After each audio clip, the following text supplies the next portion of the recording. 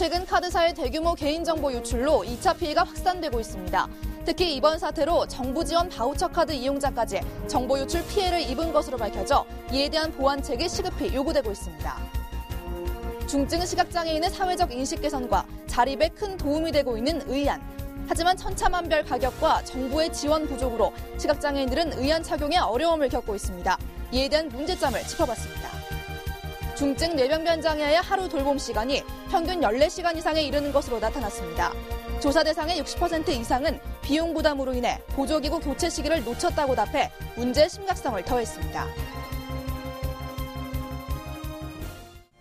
시청자 여러분 안녕하십니까? 복지TV 뉴스입니다. 카드사 개인정보 유출에 따른 파장이 복지부 바우처 카드에도 피해를 입혔다고 합니다. 사회복지 전달 체계에 있어 바우처 카드의 역할이 매우 중요한 시점인 지금 이 복지부의 바우처 카드에 대한 제도 변화가 필요할 것 같습니다. 박정인 기자입니다. 카드사 개인정보 대량 유출 사태가 일주일이 지나면서 다소 진정되는 듯하는 모습이지만 국민들의 불안감은 여전합니다. 특히 이번 카드 개인정보 유출은 단순히 일반 신용카드 외에도 정부로부터 지원받는 바우처와 관련된 각종 카드들까지 정보가 유출된 것으로 밝혀지면서 그 문제는 더욱 심각한 상황입니다. 이번에 정보 유출이 된 부분은요. 카드의 어떤 주체나 카드의 내용에 따라서 달라지는 것은 아닙니다. 카드를 처음에 발급 요청할 때 기본 정보나 기타 정보를 입력하시게 됐다라면은 그 정보 전체가 유출이 된 거기 때문에 따라서 이 사건 카드도 마찬가지로 정보 유출이 아마 다 되셨을 걸로 보입니다. 그 한 가지 예로 현재 정부는 소득과 연령 등 일정한 조건을 갖춘 부모에게 아이사랑 카드라는 바우처 카드를 통해 보육료를 지원하고 있습니다. 카드 종류를 들여다보면 우선 이번 개인정보 유출 카드사 중 한 곳인 KB국민카드와 우리카드, 하나 SK카드사가 아이사랑 신용카드 발급을 맡고 있습니다. 더욱이 정부는 기존 3개 카드사의 카드를 소지하고 있더라도 정부 보육료를 지원받기 위해서는 전환 등록 또는 신규 아이사랑 카드를 발급받도록 명시하고 있습니다. 결국 특정 바우처 카드사들을 통해서만 정부의 지원을 받을 수 있는 국민들은 선택의 여지가 없이 정보 유출 사태에 노출될 수밖에 없었습니다. 우선 신용카드 가지신 분들이 모두 황당하고 억울하시겠지만 저같이 정부 지원 받고자 만든 엄마들은 더 억울할 거라고 생각합니다. 그래서 제가 추가적으로 걱정되는 건 아이 정보까지도 유출된 게 아닐까 그런 걱정이 들고요. 정부 지원이 이런 카드 해지나 재신청 말고도 이미 유출된 정보에 대한 그런 구체적인 방안을 강구해 주셨으면 좋겠습니다. 정부가 국민들에게 특정한 목적을 갖고 혜택을 주는 바우처 카드. 대한민국 사회복지 전달 체계에 있어 이제 바우처 카드는 매우 중요한 부분이 됐습니다. 바우처 카드까지 국민들의 개인정보가 유출된 지금, 정부는 바우처 카드에 대한 개인정보에 대해서도 보완책을 내놔야 할 것입니다. 복지TV 뉴스 박정인입니다. 선천적 혹은 후천적 질환이나 사고로 인해 안구를 적출한 시각장애인에게 의안은 삶의 용기이자 자립할 수 있는 힘이 된다고 합니다. 하지만 의안에 대한 정보 부족과 턱없이 부족한 정부 지원액으로는 고가의 의안 착용이 어려운 현실인데요. 의안 지원 문제에 대해 박고은 아나운서가 짚어봤습니다. 2011년 국내 유명 오디션 프로그램에 혜성처럼 등장했던 캐나다에서 온 지원자 셰인. 우수에 찬 눈빛과 미성의 목소리로 인기를 모았던 그는 한쪽 눈에 의안을 끼고 있는 시각장애인입니다. 의안은 불의의 사고나 관련 질환으로 인해 안구를 적출하거나 실명한 경우 안구를 대신하는 대체물, 즉 특수한 렌즈라고 볼 수 있습니다. 비록 의안은 시력을 회복하거나 교정하는 기구이기보다는 개인의 심리적 위축감을 줄여주는 의료기기입니다. 하지만 의안에 대한 부족한 정보와 부정적인 편견은 이용하기도 전에 당사자에게 거리낌을 안겨줍니다. 예전에 외국의 원조를 받아갖고 의안을 우리나라에서 끼던 시절들이 있었어요. 그래서 잘못된 시선들, 일명 뭐뭐 눈을 박았네, 보기가 안 좋았었네, 그런 것들을 어렸을 때 보거나 듣기 때문에 이거를 하면 나는 이제 완전히 다른 사람이 되는구나라는 그런 선입견을 갖고 있는데 현재 우리나라에 있는 의안 기술 자체가 세계 어느 나라에 내놓아도 뒤지지 않습니다. 이러한 의안은 중증 시각장애인들이 일을 할 때 외모에 대한 편견을 없애 용기를 심어주고 자립의 길을 열어주는 데 큰 도움이 되고 있습니다. 의안을 착용하면 외견상 실제 안구를 갖게 돼 취업을 하는 데 있어 결정적 역할을 한다는 것입니다. 사회생활을 하는 데 있어서 자신감이 생기고, 그 다음에 이제 남들의 그 왜곡된 시선을 피할 수 있는 어떤 미용적인 목적으로도 사용이 됩니다.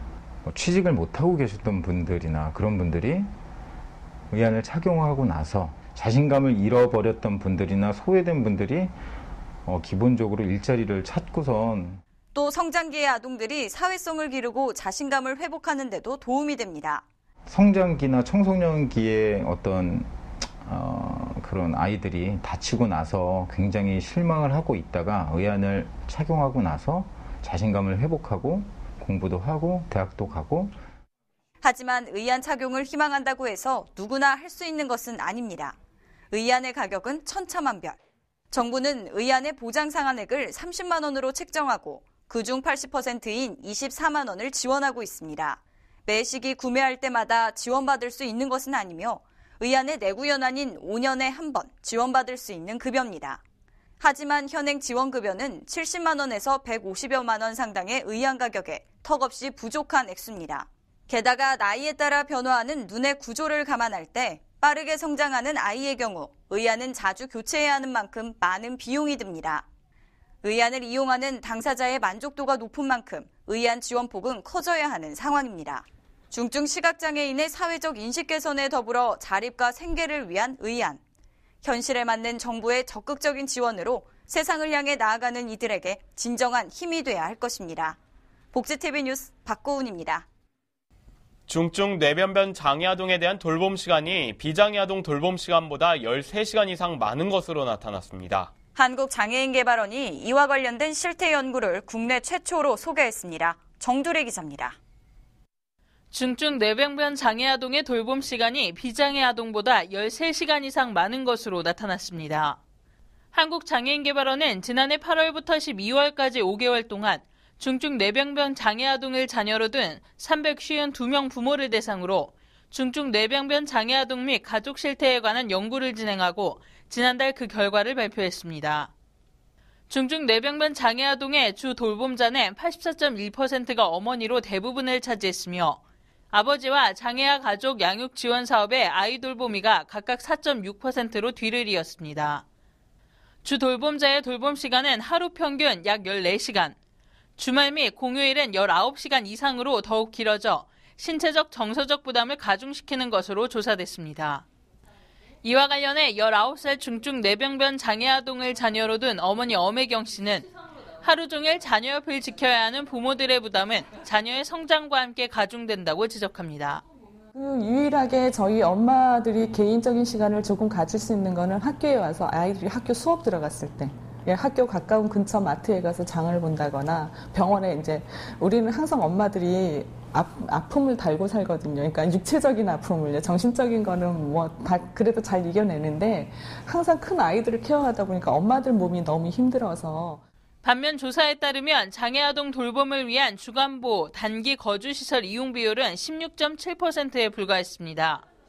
여기에 더해 뇌병변 장애의 특성상 특수일체어와 자세유지 보조기구를 구입해 아동의 성장에 따라 3, 4년마다 교체해야 해 연평균 100만 원 이상의 비용을 지출하고 있었고 보조기구를 구입해본 응답자 10명 중 6명은 비용 부담으로 적절한 시기에 교체하지 못했다고 답했습니다. 여기에서도 정책적에서 좀 소외되고 그다음에 사실상 이제 장애아동 가족에 대한 문제를 풀려면 부모님들의 목소리들이 많이 나와야 되는데 이들이 워낙 아까 했던 24시간 돌보다 보니까 어떤 자신들의 목소리를 내고 정책적으로 반영되고 그다음에 또 중증 뇌병변 같은 경우에 이제 어떻게 보면 장애아동 중에서 또 소수다라고 판단을 해가지고 그런 거에 대한 어떤 정책적인 고민들이 별로 지금까지 없었다는 게 가장 큰 문제죠. 네. 복지 정책은 확대됐지만 여전히 소외되어 왔던 중증 뇌병변 장애 아동에 대한 첫 번째 연구. 이들의 현실을 꼼꼼히 살피고 돌봄과 경제적 부담을 지원할 수 있는 대책이 필요해 보입니다. 복지TV 뉴스 정두리입니다. 생후 24개월까지 아이 돌봄 지원 서비스가 확대되고 서비스가 다양화됩니다. 여성가족부는 영아 종일제 돌봄 대상 연령을 확대하고 아이 돌봄 지원 서비스를 다양화하는 등의 맞춤형 돌봄 서비스를 강화한다고 밝혔습니다. 따라서 현재 생후 3개월이었던 영아 대상 종일제 돌봄 대상이 만 1세인 생후 24개월까지 확대됩니다. 또한 여성부는 부모의 취업 여건과 아동의 특성에 따른 맞춤형 돌봄 체계를 강화하기 위해 가사 추가형, 보육 교사형으로 다양화해 오는 6월까지 시범 운영한 뒤 7월부터 본 사업에 들어갈 예정이라고 말했습니다. 민주당 정청래 의원이 장애인의 관광 활동을 체계적으로 지원하기 위한 장애인 복지법 개정안 등 3개 관련 법안 개정안을 발의했습니다. 개정안에는 국가와 지방자치단체가 장애인의 관광 활동을 활성화하기 위해 관련 시설과 환경을 정비하도록 하고 국민관광진흥사업을 통해 장애인과 노약자 등 관광 소외계층에 대한 지원을 명시하는 내용이 담겨 있습니다. 정 의원은 장애인들이 여행이나 관광을 하기 어려운 물리적 여건 때문에 여전히 행복추구권에서 소외돼 있다며 교통과 숙박시설 등에 대한 장애인의 접근성과 편의를 보장하기 위해 관련법 개정안을 발의하게 됐다고 설명했습니다.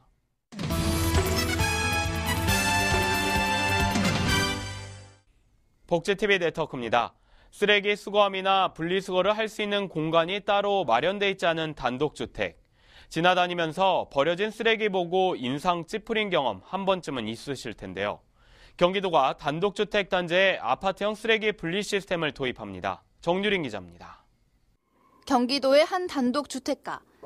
종량제 쓰레기 봉투를 사용하고 있지만 그 안에는 태울 수 없는 쓰레기들이 들어있습니다.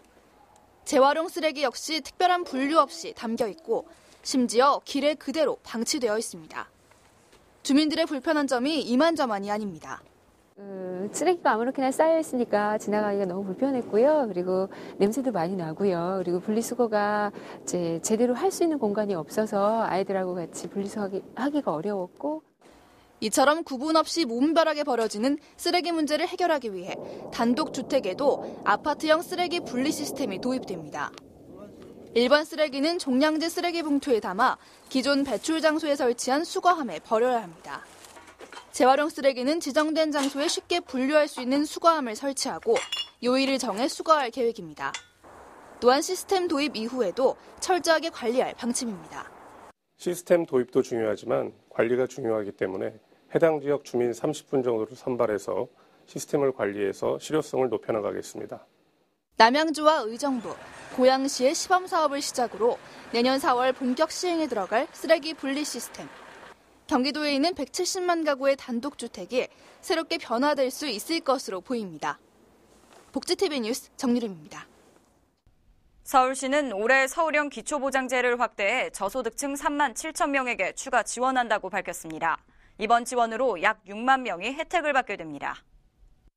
서울시는 올해부터 대상 가구의 소득 기준을 최저생계비의 60%에서 68%로 완화했으며 4인 가구당 수입도 563만 원 이하에서 594만 원 이하로 확대했습니다. 지원 대상으로 선정이 되면 2인 가구는 매달 최대 35만 5천 원까지 지원받을 수 있습니다. 한편 서울형 기초보장제는 최저생계비 미만의 생활을 하면서도 부양 의무자가 있다는 이유 등으로 국민 기초생활 보장 혜택을 받지 못하는 저소득층을 서울시가 자체적으로 지원하는 사업입니다. 수원역 광장에 노숙인들을 위한 실내 급식소가 생겼습니다. 이곳에서는 매일 3차례씩 식사를 제공합니다. 이곳에서는 월요일부터 토요일까지 새벽 5시와 아침 7시 반, 저녁 6시 반 등 하루 3차례에 걸쳐 급식을 제공합니다. 급식소 관계자는 길거리에서 식사하는 노숙인들이 편안하고 쾌적한 환경에서 식사할 수 있도록 공간을 마련했다며 앞으로 단순한 급식시설에서 벗어나 현장 상담과 의료 지원까지 할 수 있는 다목적 공간으로 활용한다는 방침입니다. 여수산단 화학물질 사업장에 대한 합동 지도 점검과 화학사고 공동 대응을 비롯해 복구 기능을 통합해 수행할 화학재난 합동방재센터가 문을 열었습니다. 여수합동방재센터는 여수산단로 진남아트센터에 자리를 마련하고 환경, 화학구조, 가스안전, 지자체팀 등 5개 팀 33명으로 구성됐으며 전남, 광주, 제주 지역 화학물질 취급 사업장에 대한 합동 점검과 화학사고 발생 시 현장 대응 등을 수행하게 됩니다. 이번 센터 개소를 통해 각종 화학사고 발생 시 신속한 대처와 합동 점검에 따른 기업 불편을 해소하고 재난 대응 시스템 연계를 통해 피해 예측을 과학화함으로써 주민 피해가 최소화될 것으로 보입니다.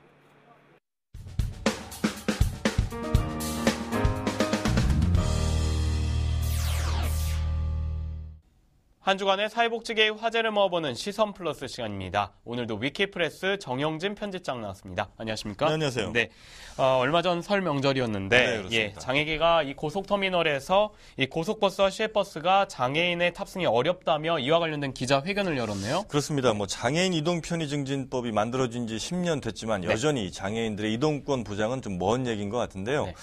자, 보통 설이나 추석 등 이 명절이 되면 여러 가지 이동수단 타고 고향을 가실 겁니다. 자가용으로 운전하시는 분도 계실 테고 아니면 기차나 고속버스 이용하시는 분들이 상당히 좀 많을 텐데 그나마 기차 같은 경우는 우리 장애인들께서 이용하시는데 큰 불편함이 좀 덜한 반면에 고속버스 같은 경우는 예를 들면 휠체어를 타고 타기는 굉장히 좀 어려운 상황이다.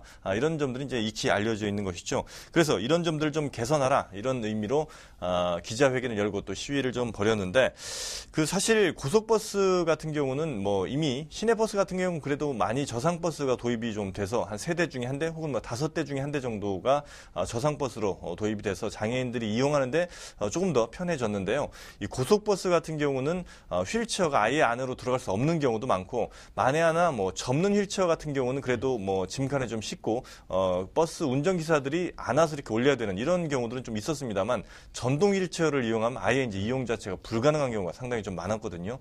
합의 과정에서 보면은 이제 정부 보조금에 대한 얘기가 조금 나왔던 그렇습니다. 것 같습니다. KTX는 지금 현재 사실 이 보조금을 지원받고 있는 걸로 알고 있거든요. 그렇죠. 이 장애인들의 이동권 보장을 위해서 이 KTX는 이제 그래도 공기업이다 보니까 정부의 지원을 좀 받는 게 좀 더 수월하고요. 반면에 이 고속버스 같은 경우는 각 노선별로 운영 기업들이 서로 다릅니다. 그래서 이제 그런 것들을 정부로부터 좀 받으면 좋겠다. 받으면 우리도 좀 더 이 장애인들의 이용을 좀 더 편하게 할 수 있도록 여러 가지 배차를 하겠다라고 이제 약속을 했는데 그럼 이제 남은 공은 결국 정부 쪽으로 넘어간 것이거든요. 정부가 이들 기업에 그러면 이 어떤 지원금 같은 거를 줄 것이냐 아니면 이 기업들에게 좀 더 다른 방법으로 강제를 할 것이냐 이것이 문제일 텐데 이 문제에 대해서는 글쎄요, 기업에게 완전히 책임을 물리는 것도 사실은 조금 어려울 수 있겠고 그렇다고 이제 정부가 모든 재원을 다 부담하는 것 역시도 좀 어려울 수 있을 테니까 제가 볼 때는 세금 혜택 같은 것을 통해서 기업들이 자발적으로 좀 이런 그 저상버스 같은 걸 또 도입할 수 있는 이런 방안을 마련하는 건 어떨까 하는 생각이 듭니다. 장애인의 이동권과 접근권을 제한하는 이러한 요소 자체가 장차법을 위반하는 것이기 때문에 이 정부와 국회의 관련법 개정안과 이 지원이 분명히 필요할 것 같습니다. 네, 다음 소식은 형제 복지원 이야기네요. 그렇습니다. 형제복지원 사건과 관련된 인권위 진정 접수가 각하됐다는 소식인데요. 지난해 12월 말이었습니다. 이 형제복지원 사건 진상 규명을 위한 대책위에서 그러니까 피해자들이 이 형제복지원 사건을 다시 한번 재조사하고 정밀하게 다시 한번 따져달라 이런 것을 행정안전부가 좀 더 강제해서 해달라 이런 이제 인권위의 접수를 대신 이제 이 피해자들이 좀 집단 진정을 냈는데 이 문제에 대해서 이미 사건이 1년이 훨씬 더 지난 일이기 때문에 우리가 어떻게 할 수가 없다. 그러니까 각하 결정을 인권위가 내린 것입니다. 다만 이 정책적인 사건으로 의견을 표명한 것이 적절한지는 인권위 인권정책과로 송부해서 검토하겠다 이런 정도의 이제 어떤 합의점 정도를 이제 내놓은 것인데 이게 이제 어떻게 보면 1년이 좀 지난 문제라고 해서 인권위가 이걸 그냥 외면한다. 이거 물론 법적으로 인권위법에는 이게 명시되어 있기 때문에 이들은 이제 이런 얘기를 할 수는 있겠습니다만 과연 이것이 정말 1년이 지난 일인지 혹은 지금도 이 피해자들에게 있어서 피해는 계속되고 있는 문제는 아닌지 이런 점에 대해서는 좀 인권위가 다시 한번 고려는 해봐야 될 것 같고요. 글쎄요, 이 형제복지원 사건 정말 지금도 물론 여러 가지 화제가 좀 되고 있습니다만 굉장히 어마어마한 사건이거든요. 수많은 장애인들, 장애인 아닌 사람들도 굉장히 그 많은 폭력이라든지 성폭력, 감금, 학대 등을 당했던 이런 사건인데 이 사건이 발생했을 그때만 잠시 화제가 됐다가 지금 또다시 점점 잊혀져 가는 것 같은데 이런 것들이 다시 우리 사회에 일어나지 않게 하기 위해서는요. 정말 확실한 처벌, 확실한 조사 이런 것들이 선행돼야 되니까 인권이라든지 행정안전부가 좀 더 이 진정이라든지 이런 것에 대해서 신경을 썼으면 어떨까 싶습니다. 아직까지 정신적, 육체적으로 피해를 입고 있는 이 생존자들을 생각한다면 인권위가 이 문제에 대해서 좀 더 신중해야 할 것 같습니다. 네, 다음 주에도 다양한 사회복지계 소식 전해주시기 바랍니다. 고맙습니다. 국내 유일 사회복지 전문 미디어 그룹 복지미디어 그룹이 복지신문고로 여러분께 한 걸음 더 다가갑니다. 복지신문고는 우리 사회의 장애인 등 사회 소수계층의 인권 침해, 비리 문제와 불합리한 사건 사고 등의 소식을 기다리고 있습니다. 복지TV 웰페어 뉴스 홈페이지 또는 복지TV 어플리케이션과 우편으로 참여할 수 있습니다. 여러분의 작은 소리도 크게 듣는 복지신문고, 많은 관심 바랍니다. 소치 동계올림픽이 이제 얼마 남지 않았습니다. 저희 복지TV도 러시아 소치에서 들려오는 스포츠 소식을 생생하게 시청자 여러분께 전달하겠습니다. 이상으로 복지TV 뉴스를 마칩니다. 시청해주셔서 고맙습니다.